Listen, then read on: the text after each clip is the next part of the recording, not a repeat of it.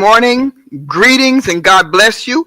I want to thank you for joining me on this week's edition of Soul Call Friday, because everybody has a soul, but not everyone's soul is in their control. I have a very special guest with me this morning. I'm excited about it. I'm looking forward to what's going to happen. This is Alvin. Alvin, introduce yourself. Greet the audience and tell us a little bit about you. Yeah, how you like that? Well, you do that on Sundays anyway, so you got it down pat. Yes. So my name is Alvin. I have the honor of working and managing several men and women for a large business. I help sell vehicles currently at a dealership, and I have a lot of fun doing that. And I also have the honor of working at the Congregation of the Mighty for the Lord Jesus Christ. Yes. And serving in several capacities. The biggest one is just for me running a men's group that you have allowed me to steward at this time, and I'm very grateful for that opportunity.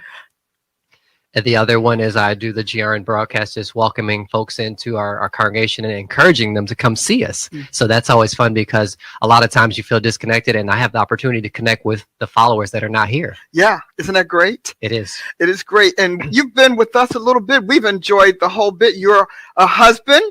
Yes. And you're a dad. You have two beautiful sons who have enough energy to probably light a stadium. Don't tell nobody. They could light a stadium. They are brilliant, brilliant young men. I'm looking forward to it. It's been a pleasure watching them grow. Your wife's an adorable woman. Thank you. But one of the things that you and I have talked about and discussed, and that is your concern about fatherhood and parenting. Yes. That's a hot button for you. Tell me why. Not that beyond, I just want to be a good dad, but there's something, this is coming from a real place with you. Yeah. I would say if I really lay it all on the table, it stems from one point in time not wanting to be alive, because I said, God, if this is the father that you gave me, then you can't be God. There's no way you would have done this to me. You love me too much. And so I had a crossroads in my life where I was suicidal. And I was unsuccessful at trying to take my own life. And I just had so many problems. Not that my father was bad, because as fathers, we're limited to the knowledge we have, and we're limited to our connection with our Heavenly Father. So it's up to us to really go after it. And I just, as a child at that time, I just didn't know how to get any answers. And what was lacking in your relations or your requirements of your dad? Because clearly some specific things that you as a child, as particularly a son, needed and didn't think that you could get it. What was that? I think just a genuine relationship with me. I definitely had nice gifts. I probably had gifts better than most people in the world. You know, my dad worked extra hard, 2 jobs, and I would have, like, I had a moped before, I had a dirt bike, I had video games. Like, I definitely got good gifts. But the gifts couldn't replace what I was missing and lacking in the relationship with my father, and just being able to talk to him and not feel, defeated or beat up. And if I couldn't learn to his level of capacity, many times I felt like, I don't want to ask you for help because this is difficult, and you're not making yourself approachable to your son. Wow. And that's important. And that's important for many, many sons and many men who are fathers. Because you have that one model. You either have the model of no dad and you're everybody's child, or you have the model of an indifferent father, or a father whose father spirit was never nurtured and developed to the point that it could nurture and pass on that nurture to others. So that type of dad lives in self-defense, lives in pride and image, lives in preservation of self, lives in demands. But there's a heart valve there that says, I am not going to let my son become what I am or become what I wasn't. And when you're a dad, that dad-father heart valve can adversely affect even your opinion and your perspective of your son. As a matter of fact, if you hate yourself, you'll hate your seed. If you distrust yourself, you distrust your seed. And so many times that's the case. And I'm getting a sense of your dad having made strong vows to be strong no matter what. And he defined strength by his survival, not necessarily his thrival. Correct. So that's something that maybe we could talk about a little bit more when you think what you wish you could have gotten from this man who was generous materially, but 100% closed emotionally. I think you're I don't think. I know that that's right on the head, Dr. Price, and I definitely appreciate that. Just expanding on that. So my father does not know his real father, come to find out. And that's just since I've been here in Oklahoma, we've actually found that. He was a military man. His name was Alcano Johnson, and he actually passed away. And that actually hurt me because when I got that news from my mother, in my head, I said, I'm not even carrying my own name. I said, I'm doing all this stuff for nobody, and I don't even know who it is, whose legacy I'm carrying around. And so I struggled with that for a little bit. And I guess my wife didn't understand, or most folks don't understand, but as a man, your name is a lot to you. It's who you are, the seed of where you're from. And so I said, I'm carrying around someone else's name. And I tell my family that we're building a legacy, and it's something that's strong to our family and our home. To circle back to the other piece is that I'm sure my father didn't know what to do because he didn't know his father as well growing up. No template. And he would never be, I don't want to say emotional with me, but never open up and share things with me. But he would teach me how to do tithes, offering, put my first money away. The man was financially savvy, and he taught me a lot. And that's probably why I'm in this arena that I am today, because he set me up financially. Like, this is what you need to do to be successful. And so I have 5 brothers and sisters total, including myself. And they always wanted to borrow from me because my dad established me in such a way that I was fruitful. And so those things he had down packed, but the father-son relationship, he didn't know what he didn't know. But it didn't exist in him. And see, that's what we don't realize, that, the soul is architected in a way to handle every major domain of our human experience. Every major domain. So he doesn't have a dad. So guess what never woke up? The father-son dad thing. So he couldn't be because you can only be as good a son as you are, as good a dad rather as you are a son, because you're working on a model. So how did you get past that? You said you were suicidal for a little bit. How did you get past that? And was your father instrumental in helping you get past it, or you just hid it from it? Well, I had to tell everybody. I'll never forget it. After it happened, I told my mom, and the next day at church, I kind of just I had a moment with Jesus, I guess you could say, and I just started crying. She's like, "What's wrong?" And I told her everything, and she's like, "We're going to get you help." And so I went to a Christian therapist. His name is like Alonzo Duncan. Thank you if you see this, but he just helped me get past, again, some of the soul issues. And the biggest thing, they're not soul issues, because unfortunately, let's be honest, Dr. Price is the only one doing this. If you don't know, you just need to check it out.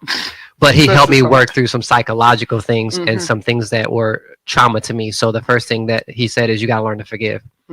And I think once I began to forgive, then I could start to move to the next stage, which is, okay, Lord, what can I improve in myself? And so as we begin on that journey, and I started to love my father again, because again, he only knows what he knows. That wasn't his intention. His intention wasn't to be a bad dad. He was just doing what he knew. He gave you what he had. He gave me what he had. And so as I began to do that, I noticed that he started to change and started to reach out more and started to, hey, want to do this and want to go there. And my mom even said, like, he's a better husband. So as, again, praying from a state of, hey, I love you, and God, whatever he needs, if he needs me to do X, Y, and Z, show me, Lord, help me to be a better son. And as I just began, again, exploring those opportunities and options, things started to change. How long did it take, would you say? I would say a little bit over a year to see the sprinkles. And then I would say 4 or 5 years to really see a difference, because, anybody can start something just like working out. But once he saw that it was real and it was genuine, it wasn't going to change. He could trust it. Then he started to buy into it himself. Wow. So when you were doing this whole suicidal contemplation, what did you think it would do for you? Like, how did you think it was going to solve what you were dealing with? Your absence from the planet, maybe, or whatever. What is it that was in your mind that said, you know what? This is going to be better than that? I just felt like I wanted the suffering to end, and I just wanted to be loved. And I think most people, the human side of us, wants to be loved. And I couldn't get that anywhere. My mom is the most loving person you'll ever meet. You got a great mom. Thank you. And I thank God for that, because I think without her, it would be very hard to be in the spot I am today. But I just wanted to be loved from my father, and I wanted that recognition from him. I wanted that applause and everything. And I think I'm 39 years old. I only heard my dad say "good job" one time, and it was when he came out to my home and he saw my home and my job and everything. He's like, "Son, I'm proud of you." I'm 39 years old, and I just heard that probably within the last couple of years, and that was like, he finally said it. And so as a son, that's something I've always wanted. Earned it. I did, but I was like, because you can't demand it. Sometimes we demand more of our parents than we earn. And when I say earn, I mean not earn as in payment, but then we win. Yeah. and you finally won it. Yeah. And that is, nobody can take that from you, you Right. know, because if he had said it all your days, then you would have been at peace, you would have been firm, but you wouldn't have had that rub that makes you go against the grain. I'm going to show him. And so you actually turned your defiance into pursuits Yep. and excellence. And I think that's great. That's exactly what I did. I wanted to be a lawyer for a long time, and I'm sure he would even say the same. I said, I want to be a lawyer so I can sue you. That was my motivation. Yeah. I was getting really smart in school, and I was doing this, and I was just becoming a savant. And you're going to sue him for what? What are you going to? It was just my motivation. I was like, I'm going to figure it out. But eventually it started to change, and I started to, again, like I said, move in love and forgiveness, and then it allowed me to be free from that bondage, because it actually brought a bondage to me. And I was able to move away from that and become closer to the man God called me to be. So how did all of that, let's just take all of that and package it up, and we're going to it's now packaged in your soul. How did it affect the way you parent today? And why is it that you still feel like there are some deficits and shortfalls that you have in the way you parent your children as a father? I think that's an excellent question. And the reality is, I'm going to say some of them are generational curses that I'm seeing, and God is making me aware to through discernment. So I'm being awakened to them so that I can pray against them and break those bondages. Some are just habitual. So some things that I've just done for so long. So my dad taught me to make my bed. He didn't say why to do it, but every day, like I'll tell my wife, hey, make the bed. She's like, just this is the first thing you do before you do anything else. But now, after doing research, I found out it's because you want to win. You want to start your day with an accomplishment. And those little accomplishments build up and make men and women feel more achieved throughout their life and help them pursue things. So I just never knew the why, because I didn't have that relationship that my father, that I wanted with him. And so if he had done better at giving you rationale, reasons for why he was so rigid or why he was so exacting and stringent, if he had just given you reasons, you feel that would have made a difference? Absolutely. Absolutely. So you feel like it would have made you more obedient or more spontaneously obedient? I think it just would have helped me appreciate him more in the moment and just be able to speak with him more. I don't have any uncles, but my dad had a lot of brothers growing up, and so they became my uncles, and I could talk to them more than I could talk to my father. And they would even tell me, you know what, that's not how your dad is, but they would come to the ball games, the basketball game, they would support, they would coach me, that do the things. Not to say my dad never did anything, but they would help those gaps or areas that he wasn't. The socialization, that social piece wasn't there. And it seems to me like he was a little bit shy. Possibly, and very shy and very insecure, unsure of himself. And so rather than say anything wrong, he would say nothing at all. Well, of course, that leaves your conclusions open to whatever you can deduce. But let's get back to your sons. So now you feel like, I wish I could do what with my sons, or I'm working on what with my sons. And I'm asking you this because typically my experience has been that people with your kind of story go one of two extremes: overly strict or overly indulgent, and finding that middle ground. Overly strict because your father was strict and you want to be like him, or because your father was lax and you felt like you could have used a lot more restraint, maybe structure in your life. Then overly indulgent, and that's just a retaliation thing. I'm just going to get you back. My kids are never going to have to know this or that. So let's talk a little bit about how you chose the path you chose and where you found that middle ground. I would say that I definitely, he was strict. And so the reason that I started off that way is because I said, well, I ended up like this. It can't be that bad. And I said, if nothing else, my sons will never go to jail. I'll be the one to be their police or their authority versus someone in the street, because they're not going to be as nice as I am. And I'll be setting them up for their future. Whether they like me or not today, it doesn't matter. I'm setting them up for the future. And so that was kind of my mindset or my thoughts. Just like you said, very rigid, not being able to be mobile, and having some people like, you don't need to be that tough. I'm like, no, these are my sons. I don't want them to end up like your children.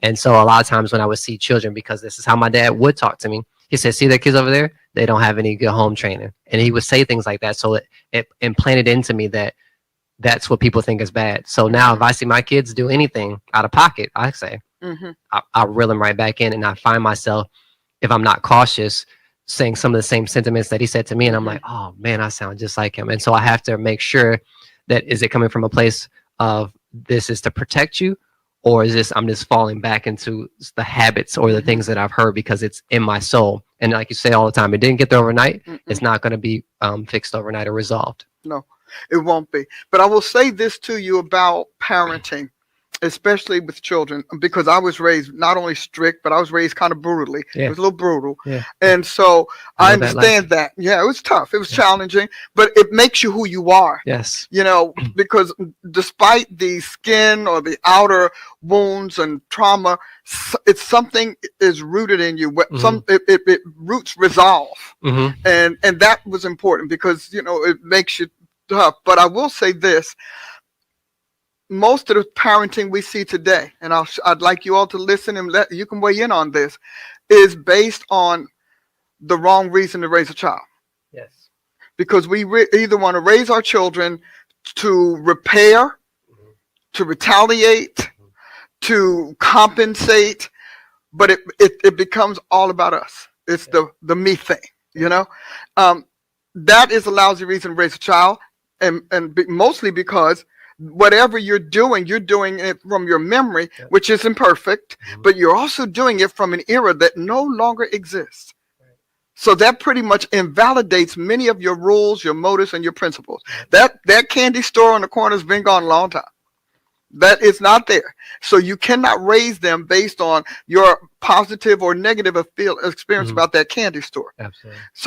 So raising your child on your history will also frustrate their destiny. Yes. The other thing that we like to do is raising our children on our fantasy. What didn't happen, what woulda, coulda, shoulda. That is how you become indulgent. That is how you impose your lack, your losses, your disappointments, and on your kid. And your kid is like, but I don't like that. You in the house. Yeah, okay, but and this is my house. So you like it because you're in my house. And so you're raising your child now so you're blending nostalgia with fantasy. That's good. Now, don't we see that? Isn't that what Disney's all about? Yes. Isn't that what Potter and all of those things? It's about the fusion of nostalgia with fantasy, so your child grows with no sense of reality and no permission to discover theirs.